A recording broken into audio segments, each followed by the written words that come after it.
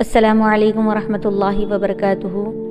الحمدللہ رب العالمین والصلاة والسلام علی سید الانبیاء والمرسلین وعلی آلہ واصحابہ اجمعین، اما بعد، قال رسول اللہ صلی اللہ علیہ وسلم فی الحدیث: من عاد مریضا لم یظل فی خرفۃ الجنۃ حتی یرجع۔ جو کوئی شخص مریض کی عیادت کرتا ہے وہ اس کے لوٹنے تک جنت کے باغوں میں رہتا ہے۔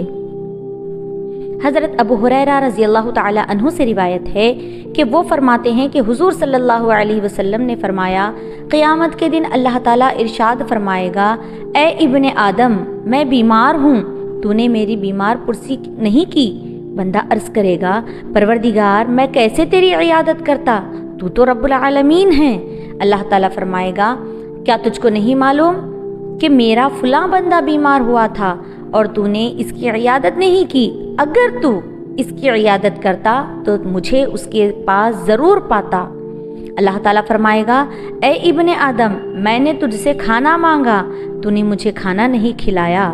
بندہ عرض کرے گا: پروردگار، میں تجھ کو کیسے کھانا کھلا سکتا، حالانکہ تو سارے عالم کو پرورش کرنے والا ہے۔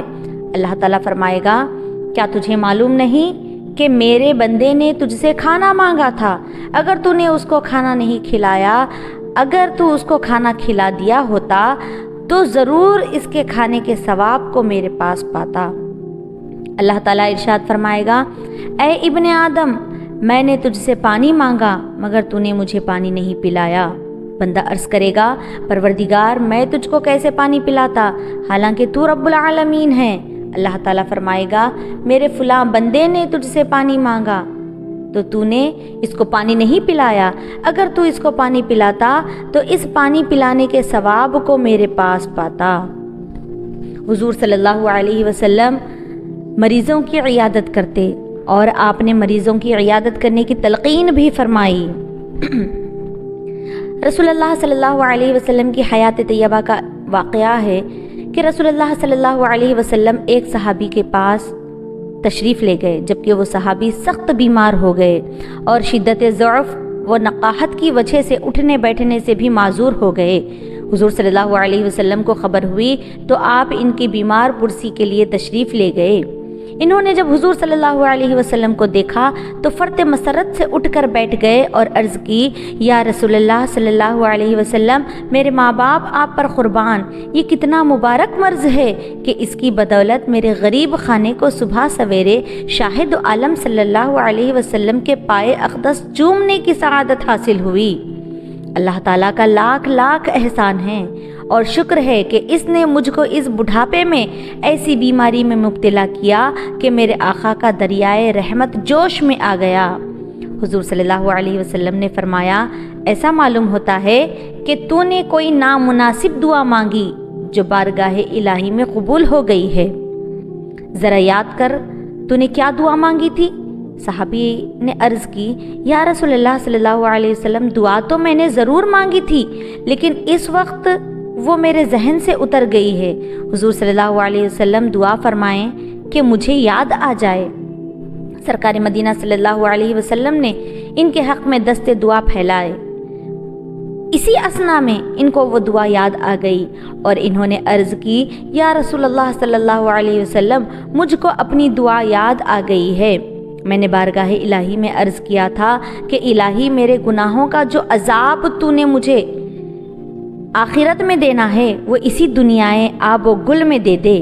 یہ دعا میں نے بار بار مانگی، یہاں تک کہ بہار ہو گیا اور یہ بیماری اس قدر بڑھی کہ میں سوکھ کر کانٹا ہو گیا اور عبادت و ذکر الہی کرنے سے بھی معذور ہو گیا اور برے بھلے اپنے بیگانے سب فراموش ہو گئے۔ اگر آپ کا روئے اقدس نہ دیکھتا تو بس میرا کام تمام ہو چکا تھا۔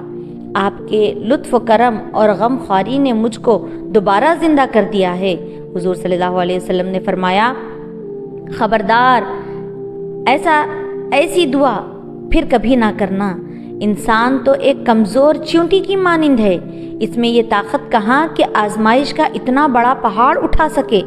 صحابی رضی اللہ عنہ نے عرض کیا کہ اے شاہد و عالم، میری 1000 بار توبہ ہے کہ آئندہ کبھی ایسی بات زبان پر نہ لاؤں۔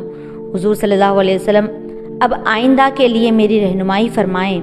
رسول اللہ صلی اللہ علیہ وسلم نے فرمایا کہ تو حق تعالیٰ سے ہمیشہ یہ دعا مانگا کر کہ اے خدا مجھ کو دنیا و آخرت میں نیکی عطا فرما اور میرے راستے کی مشکلوں کو آسان کر دے۔ اس طرح حضور صلی اللہ علیہ وسلم ان کے گھر تشریف لے جا کر ان کی عیادت کر کے ان پر رحمت کا سایہ فرمایا۔